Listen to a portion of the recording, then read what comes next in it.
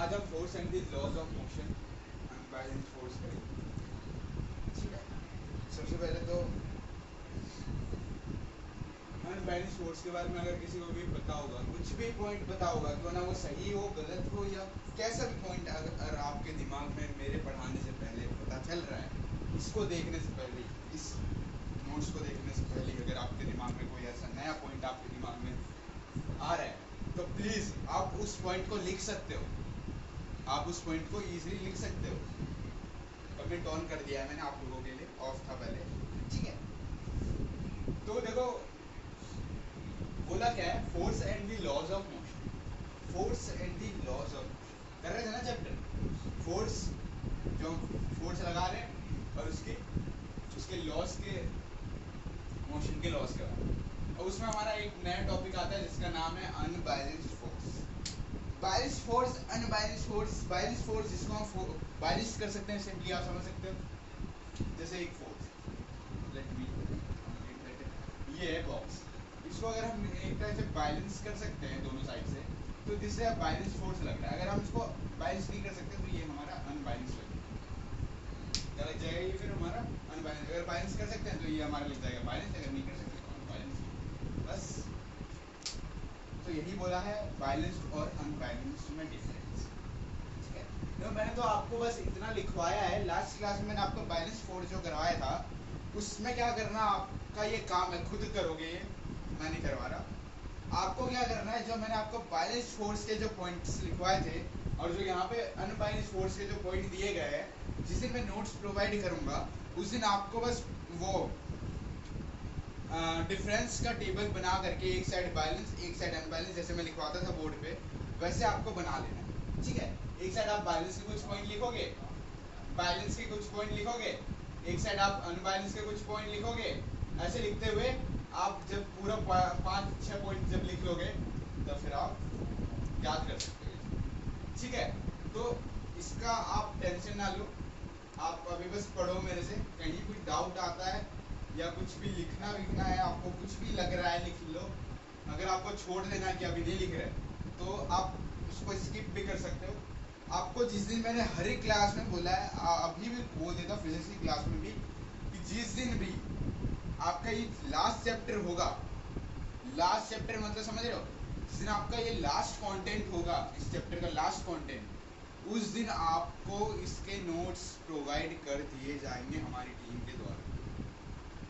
ठीक है, हमारी टीम कोशिश करेगी तो जिस दिन मैं आपकी क्लास लूँगा, तो ना दिन में लूँ, सुबह लूँ, कभी भी लूँ, तो हमारी टीम नेक्स्ट 24 आवर्स के अंदर अंदर हमारी टीम कोशिश करेगी कि आपको नोट्स प्रोवाइड करें। मैंने अपनी टीम को सारी इन्फॉर्मेशन दे दी है कि कैसे आपको नोट्स अपलोड करना है, बच्चों तक कैसे पहुंचाना है और कैसे आपको देना है नोट्स।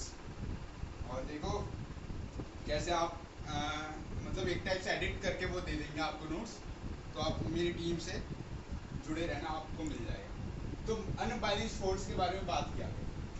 ठीक है, तो आप समझते हैं क्या है, if the net force exerted on an object is not zero. देखो उसमें जीरो की बात हो रही थी, उसमें क्या था, उसमें था कि जो नेट फोर्स था वो एक्सर्ट किया जा रहा था जीरो पे, यहाँ पे जीरो था, लेकिन अब हमारे यहाँ पे आ गया not zero. then the force acting are said to be unbalanced force। यहाँ पे अनबैलेंस्ड उन्होंने 2 बार लिख दिया, उनको मैं बोल दूंगा टीम को, उन्होंने गलती से लिख दिया होगा, हमारी टीम ने गलती से लिख दिया होगा अनबैलेंस्ड फोर्स 2 बार। ठीक है, तो बोला क्या है, अगर नेट फोर्स एक्सर्ट करवाते हैं एक ऑब्जेक्ट पे जो जीरो नहीं है, तो जो फोर्स एक्ट हो रहा है उसको हम कहेंगे अनबैलेंस्ड फोर्स। ठीक है, जिसको हम सिंपली बैलेंस नहीं कर सकते। कई सारी चीजें हैं जिसको हम बैलेंस नहीं कर सकते।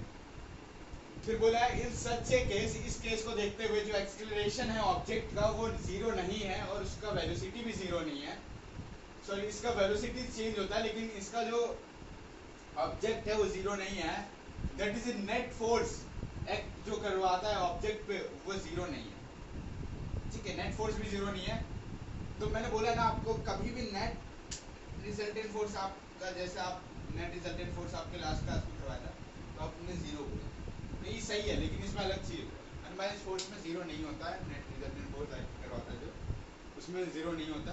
सच a force change state of rest, ये स्टेट ऑफ रेस्ट चेंज करवाती है और state of uniform motion change करवाती है ऑब्जेक्ट। ठीक है, अब आ जाए सेकंड पॉइंट में, आ जाए बताओ, कहीं भी डाउट है बता दो, एक बार देख लो अच्छे से, फ्लो में बता दिया हो तो कहीं भी देख लेना। ठीक है, वैसे आप हमारी टीम कोशिश करेगी तो आपको दे देगी, ठीक है, लास्ट क्लास में आपको दे देगी। If there is unbalanced force acting on an object, the change in its velocity would continue as long as this as his unbalanced force, क्या लिख रखा है इन्होंने, persist। तो इसने बोला है कि अगर अनबैलेंस फोर्स एक्ट किया जा रहा है ऑब्जेक्ट पे, तो जो चेंज हो रहा है वेलोसिटी में, वो कंटिन्यू लंबा चलते रहेगा अनबैलेंस्ड फोर्स में। ठीक है, तो ये जो फोर्स मतलब एक टाइप से रिमूव, ये फोर्स फिर हट जाएगा, कंप्लीटली हट जाएगा। जो ऑब्जेक्ट है वो कंटिन्यू मूव करता रहेगा अपनी वेलोसिटी के हिसाब से, वो एक्वायर्ड करेगा टिल देन, जब तक वो लास्ट तक वो एक्वायर्ड करते रहेगा। ठीक है, समझ सकते हो। अब बोला है एन ऑब्जेक्ट इज ए इक्विबेलम, एक ऑब्जेक्ट जो इक्विबेलम है, जब उसका एक्सेलरेशन जीरो होता है, एक्सेलरेशन जीरो होता है, ए इक्वल टू जीरो, तो उसका मतलब होता है कि जो स्टेट है ऑब्जेक्ट का और सिस्टम्स का, ऑब्जेक्ट्स के सिस्टम्स का, for which there no changes, जहाँ पे चेंज नहीं हो रहा है मोशंस में, तो वो इंक्लूड करवाता है state of rest as well as the state of uniform motions. कुछ क्विक टिप्स दिए गए हैं, हमारी टीम ने लिखा है क्विक टिप्स, तो देख लो आप एक बार क्या लिखा है इन्होंने। F if F net is equal to zero, force are balanced, मतलब बोला है इन्होंने जोड़ के लिख दिया है, इन्होंने जोड़ के लिख दिया, मैं एक बार सही करवा, बोला है कि अगर एफ नेट जीरो है, एफ नेट मीन्स फोर्स, वो आप बोलते हो नेट रिजल्टेंट फोर्स अगर जीरो है, तो फोर्स को क्या हम बोलेंगे, बैलेंस्ड फोर्स बोलेंगे। अगर F net resultant force equal नहीं है जीरो के, तो फोर्स जो है वो अनबैलेंस्ड फोर्स है, अगर जीरो के इक्वल नहीं होगी। अगर वो जीरो के इक्वल होगी तो हम उसको बैलेंस्ड फोर्स बोलेंगे। एक क्विक टिप्स है जो हमारी टीम के द्वारा लिखा गया, तो ये आप एक बार याद रख लेना। क्या है कि अगर F force net resultant force zero है, जो फोर्स है वो बैलेंस्ड है। अगर वही नेट रिजल्टेंट फोर्स जीरो नहीं है, इक्वल नहीं है, नेट रिजल्टेंट फोर्स और जीरो इक्वल नहीं है, तो फोर्स को क्या बोलेंगे हम, अनबैलेंस्ड फोर्स बोलेंगे।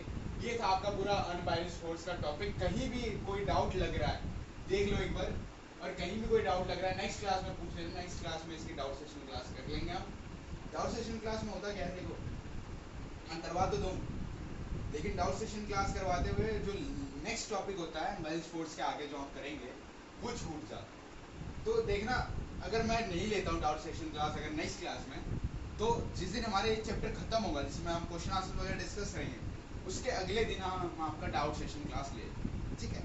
उसमें आपके डाउट सुने जाएंगे, जो जिसने जो कमेंट कर रखा होगा जिस पे डाउट, उसका देखा जाएगा, ठीक है। तो ये था आपका पूरा अनबैलेंस्ड फोर्स के बारे में। कहीं भी डाउट है तो प्लीज़ कमेंट करना, उसको सॉल्व करेंगे हमारी टीम। तो मिलते हैं अब हम नेक्स्ट क्लास में। Thank you.